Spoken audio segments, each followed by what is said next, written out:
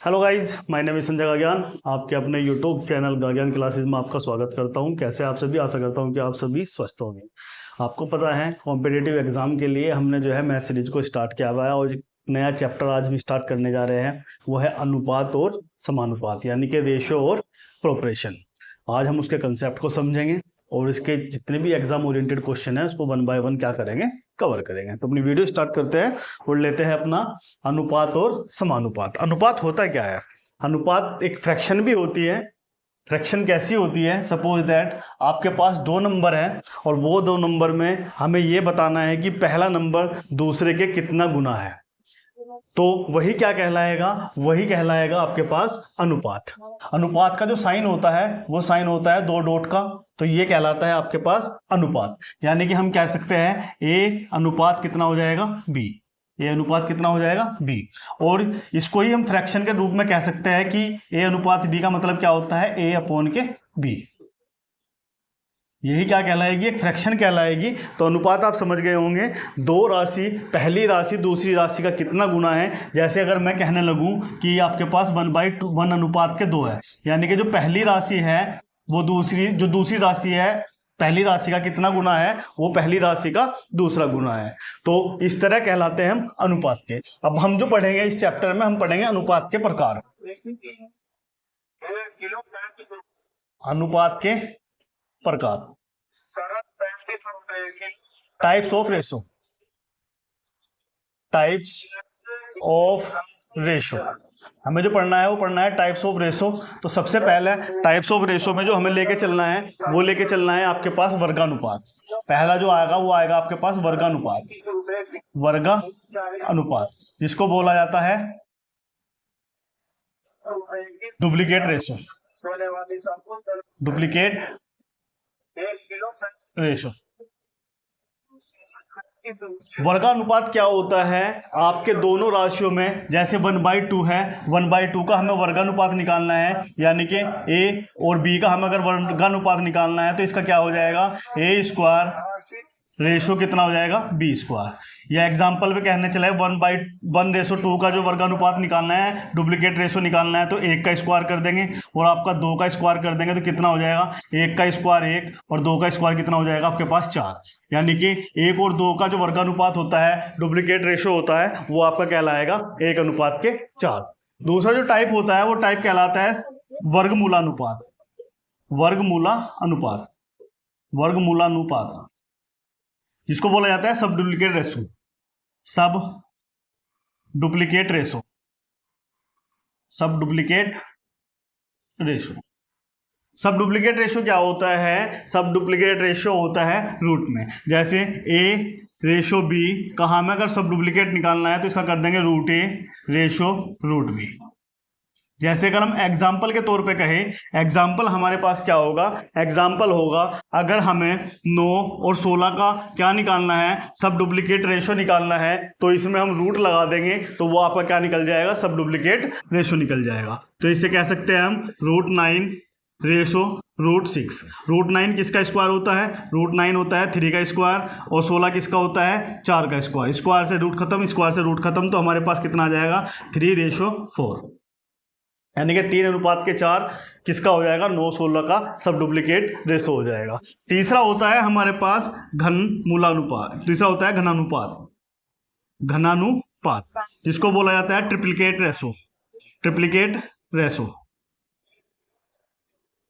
Triplicate ratio क्या होता है? जैसे आपके पास ए और बी है, तो अगर मुझे इसका ट्रिप्लिकेट रेशो निकालना है, घनानुपात निकालना है, घन का मतलब है क्यूब, यानी कि ए की भी क्यूब कर देंगे और हम क्या कर देंगे? बी की भी क्यूब कर देंगे। जैसे एग्जाम्पल 1:2 का ही अगर हम घनानुपात निकालना चाहे, ट्रिप्लिकेट रेशो निकालना चाहे, तो 1 की भी क्यूब कर देंगे और आपके पास 2 की भी क्यूब कर देंगे। 1 की क्यूब होगी 1 और 2 की क्यूब कितनी हो जाएगी? 8। तो 1:8 आपका क्या हो जाएगा?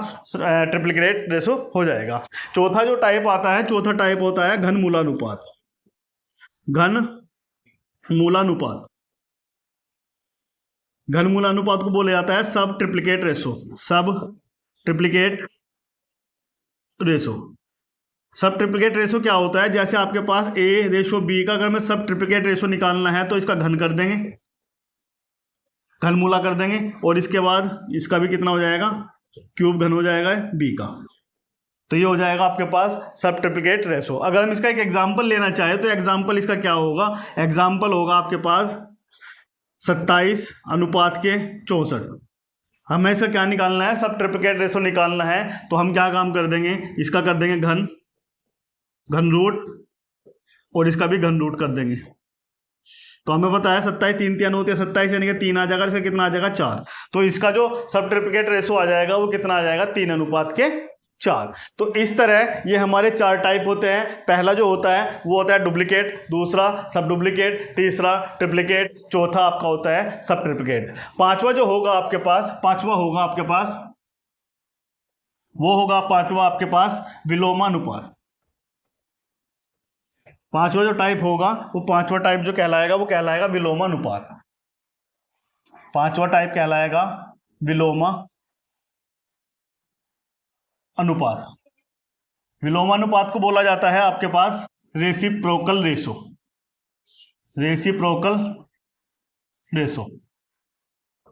रेसिप्रोकल रेशो क्या होता है, जैसे आपके पास दो नंबर है ए रेशो बी, अगर मुझे इसका रेसिप्रोकल रेशो यानी दो संख्याओं का निकालना है तो आप उनको पलट दोगे, तो आपका पलटने पे क्या हो जाएगा बी अनुपात के ए।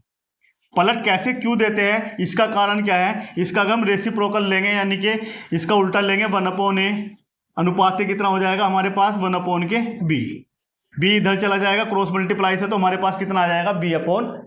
ये था आपके पास दो संख्याओं का। लेकिन अगर आपके पास तीन संख्याएं हैं तो तीन संख्याओं को हम कैसे निकालते हैं, या आपके पास चार संख्याएं हैं जैसे p अनुपात के q अनुपात के कितना हो जाएगा r। हमें इसका क्या निकालना है, रेसिप्रोकल रेशो निकालना है। तो हमारे पास क्या आ जाएगा 1/के p 1/के q और 1/के कितना हो जाएगा r। PQR हम क्या ले लेंगे, इसमें PQR ले लेंगे एलसीएम। PQ से PQ कटेगा तो हमारे पास कितना आ जाएगा R, Q से Q कट जाएगा तो हमारे पास कितना आ जाएगा, यहाँ पे Q है Q, PQR हमने लिया, P से P कटा तो हमारे पास कितना आ जाएगा QR, हमारे पास कितना आ जाएगा QR। यहाँ Q से Q कटा हमारे पास कितना आ जाएगा PR, और R से R कटेगा तो हमारे पास कितना आ जाएगा PQ। हमें पता है ये आपका क्या हो जाएगा, कैंसिल आउट हो जाएगा। तो हमारे पास जो रेशो आ जाएगा वो कितना आ जाएगा QR PR, और आपके पास कितना आ जाएगा PQ। तो इस तरह तीन संख्याएं या तीन से ज़्यादा संख्याएं जो होगी, अगर हमें उसका रेसिप्रोकल रेशो निकालना है तो रेसिप्रोकल रेशो हम इस टाइप से यहाँ पे निकालते हैं। जैसे हम इसे एग्जाम्पल से लेना चाहें, एग्जाम्पल से हमारे पास कितना आ जाएगा 2:3:5। हमें इसका क्या निकालना है, रेसिप्रोकल रेशो निकालना है। तो रेसिप्रोकल रेशो के लिए हम क्या काम करेंगे 1/2 अनुपात 1/3 और अनुपात के 1/के कितना आ जाएगा हमारे पास 5। हमें इसका एलसीएम लेना है तो एलसीएम कितना आ जाएगा इसका 5 × 15 15 दूनी 30। एलसीएम से ऊपर नीचे गुणा कर देंगे, 30 गुणा के 1/2 30 गुणा के 1/3 और 30 गुणा के कितना आ जाएगा 1/5। 2 से करेंगे कितनी बार जाएगा 15 बार जाएगा, 3 से करेंगे कितनी बार जाएगा 10 बार जाएगा, 5 से करेंगे 6 बार जाएगा। तो हमारे पास जो रेशो आ जाएगा वो कितना आ जाएगा 15:10:6। तो इस तरह हम क्या निकालते हैं, इस तरह हम रेसिप्रोकल रेशो या आपका विलोमानुपात यहाँ पे निकालते हैं। अगला जो आएगा रेशो वो आएगा आपके पास मिश्र अनुपात यानी कि कंपाउंड रेशो। अगला जो टाइप आता है वो आता है आपके पास मिश्र अनुपात यानी कि कंपाउंड रेशो। तो अगला टाइप पढ़ना है हमें मिश्र अनुपात। मिश्र अनुपात यानी कि इसे बोला जाता है कंपाउंड रेशो। Compound ratio. तो मिश्र अनुपात क्या होता है, मिक्स, यानी कि आपके पास अनुपात जैसे ये देके चला है A अनुपात के B, और आपके पास देके चला है C अनुपात के D, E अनुपात के F। ये आपके पास देके चला है और ये कह के चला है कि हमें इसका मिश्र अनुपात निकालना है, कंपाउंड रेशो निकालना है। तो कंपाउंड रेशो निकालने के लिए हम क्या काम करेंगे, पहल के जो टर्म्स हैं उनकी क्या कर देंगे, मल्टीप्लाई कर देंगे। तो हमारे पास कितना आ जाएगा ACE, और लास्ट के टर्म की कर देंगे, हमारे पास कितना आ जाएगा BDF, हमारे पास कितना आ जाएगा BDF, और यही हमारा क्या होगा कंपाउंड रेशो यहाँ पे होगा। कैसे, जैसे हम एग्जांपल के थ्रू समझेंगे। हम एग्जांपल के थ्रू अगर हम यहाँ पे लेना चाहेंगे तो हमारे पास कितना आ जाएगा 2:3, 5:7, 4:3। हमें इसका क्या निकालना है, सही है, आपका कंपाउंड रेशो निकालना है, मिश्र अनुपात निकालना है। तो मिश्र अनुपात निकालने के लिए हम 2 की 5 में करेंगे, 5 की 4 में करेंगे तो 2 पंजे 10, 5 चौक 20 दूनी 40 हो जाएगा, 3 चौक 3 सत्ते 21 तिया 63, 21 तिया कितना हो जाएगा 63। तो 40 अनुपात के 63 हमारे पास क्या आ जाएगा यहाँ पे, इसका कंपाउंड रेशो यहाँ पे आ जाएगा। इस तरह एल्जेब्रिक फॉर्म में भी यहाँ पे क्वेश्चन बन जाते हैं। एल्जेब्रिक फॉर्म में किस तरह क्वेश्चन बन जाते हैं, अब हम थोड़ा उसकी भी बात यहाँ पे कर लेते हैं।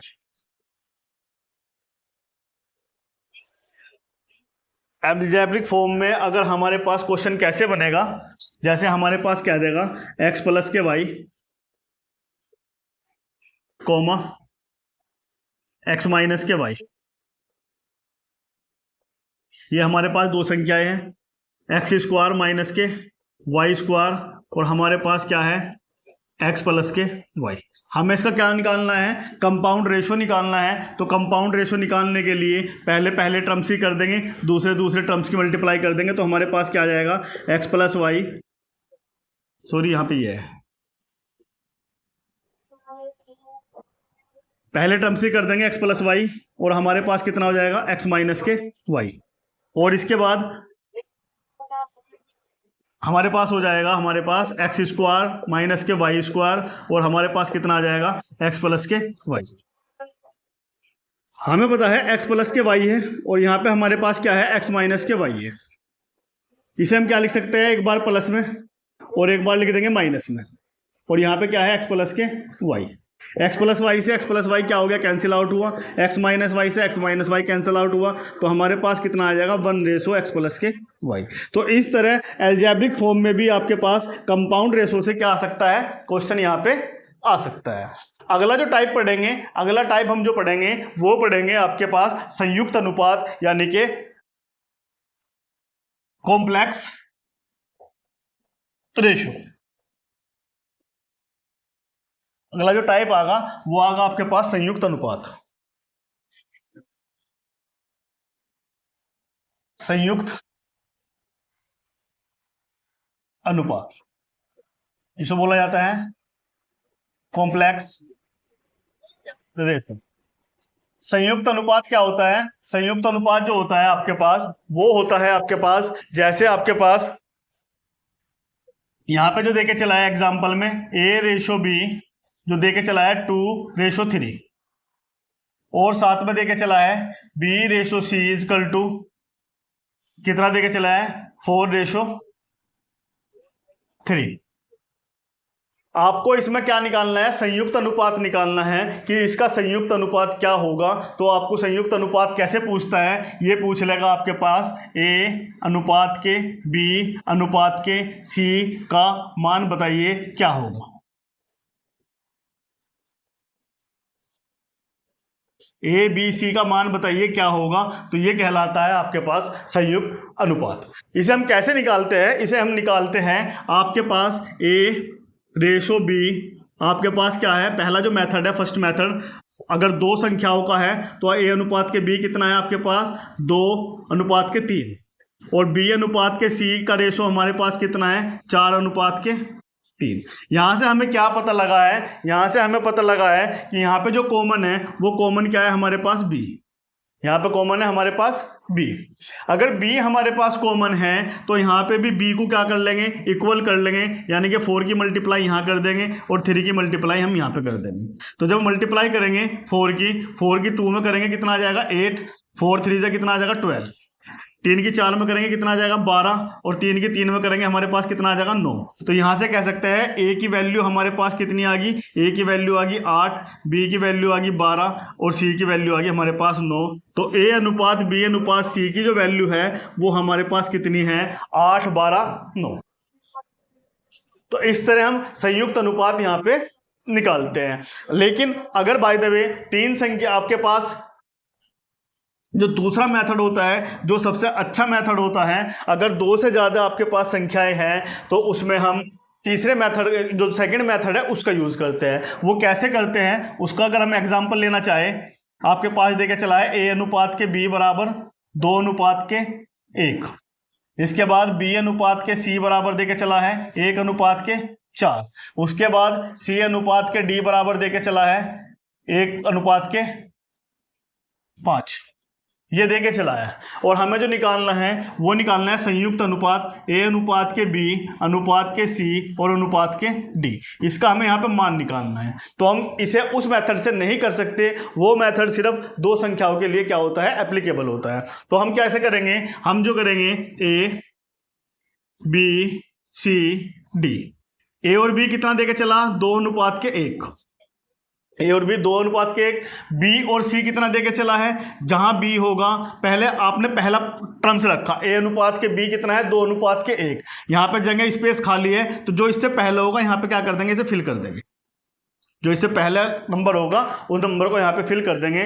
दूसरे में देखेंगे बी अनुपात के सी 1 अनुपात के 4, 1 अनुपात के 4, यहाँ पे खाली है, इसको यहाँ पे रिप्लेस कर देंगे, 4 को यहाँ पे खाली है, 1 को यहाँ पे रिप्लेस कर देंगे।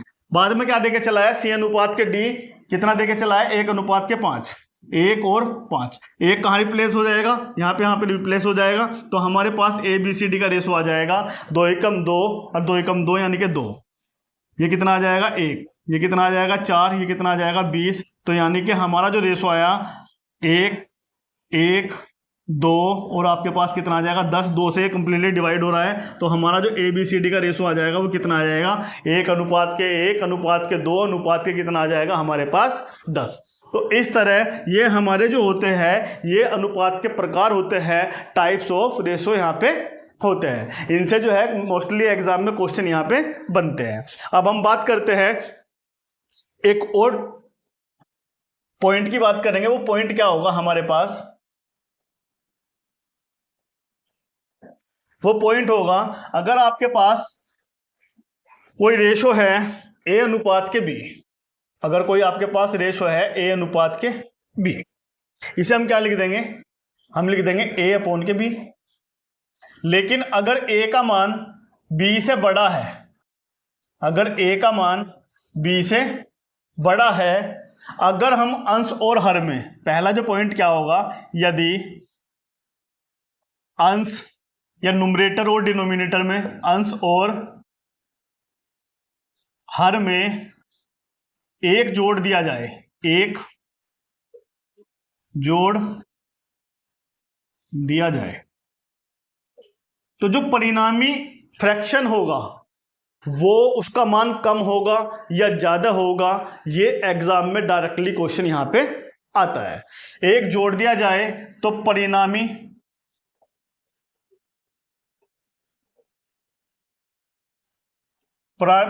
अनुपात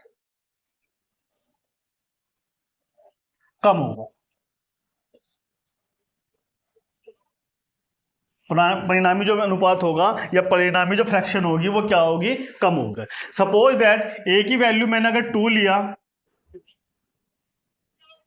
ए की वैल्यू अगर मैंने लिया 5 और इसकी वैल्यू ली हमने 4, ए क्या है, बी से यहाँ पे बड़ा है। अगर ए बी से यहाँ पे बड़ा है तो हम इसे क्या लिख सकते हैं, हम इसे लिख सकते हैं 5/4, यानी कि यहाँ पे वैल्यू जो आ जाएगी वो कितना आ जाएगी, 4 एकम 4, 1 बचेगा 10 हो जाएगा, 4 दूनी 8 और 4 पंजे 20, यानी कि 1.25 यहाँ पे आ जाएगा ये वाला। लेकिन अगर मैं इसमें 1 ऐड कर देता हूं, अगर मैंने अंश में भी 1 ऐड करा और हर में भी 1 ऐड करा, तो जो रिजल्टेंट का मान आएगा वो हमेशा क्या होगा, कम होगा। कैसे कम होगा, 5 और 1 6 हो जाएगा, 4 और 1 5 हो जाएगा। तो हमारे पास रिजल्टेंट कितना बनेगा, 5 एकम 5 और 5 दूनी 10, यानी कि ये 1.25 है, ये 1.2 है। तो यानी कि हमारे पास जो मान कम आया वो आपके सेकंड रिजल्टेंट का मान क्या आया, आपके पास कम आया। तो इसलिए हम कह सकते हैं कि यदि अंश और हर में 1 जोड़ दिया जाए तो जो परिणामी अनुपात या परिणामी जो फ्रैक्शन होगी, भिन्न होगी, उसका मान हमेशा क्या होगा, कम होगा। दूसरा पॉइंट हमारे पास क्या कहलाएगा, दूसरा पॉइंट कहलाएगा यदि अंश और हर में से, यदि अंश और हर में 1 घटा दिया जाए, 1 घटा दिया जाए तो परिणामी भिन्न, तो परिणामी भिन्न का मान, परिणामी भिन्न का मान क्या होता है, ज्यादा होता है। परिणामी भिन्न का मान क्या होता है, ज्यादा होता है। ये आपके पास यहाँ पे पॉइंट होगा।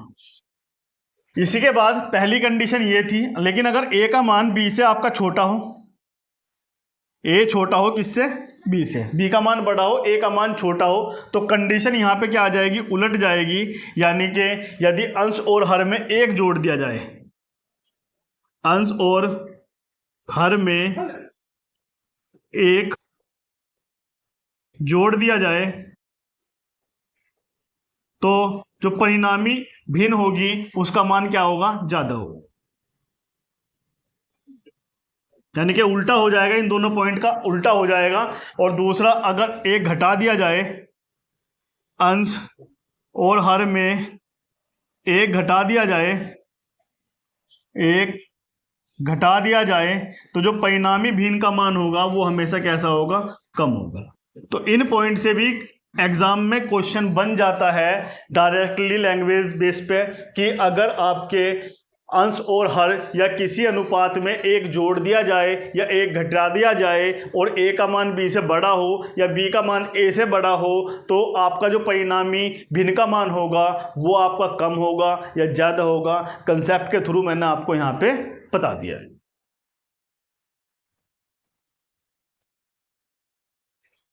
तो गाइज, ये था अनुपात के प्रकार जो मैंने आपको समझाने की कोशिश की है। अब इससे कैसे कैसे क्वेश्चन बनते हैं एग्जाम में वो हम नेक्स्ट वीडियो में कवर करेंगे। अगर ये वीडियो आपको अच्छी लगी हो तो प्लीज़ वीडियो को लाइक, शेयर, सब्सक्राइब कीजिए, अपना प्यार देते रहे ताकि हम आपके लिए और अच्छा कंटेंट बना सकें। तो पढ़ते रहिए, अपना ध्यान रखिए। जय हिंद, जय भारत।